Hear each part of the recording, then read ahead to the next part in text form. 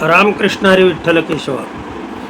शेळी पालन करणाऱ्या, मेंढी पालन करणाऱ्या व्यक्तीला किंवा नवीन जे अलीकडे या धंद्यामध्ये उतरलेले आहे त्यांना जन्मता पिल्लाचे वजन चांगले मिळण्यासाठी, पिल्लाचं वजन जर जन्मता चांगलं मिळालं तरच लक्षात ठेवा त्या पिल्लांची वजन वाढ चांगली होते.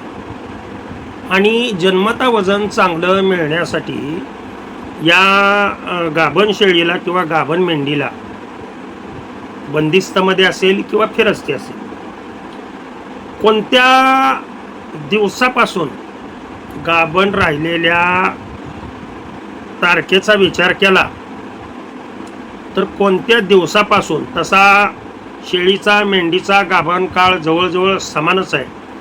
साधारण 147 दिवस ते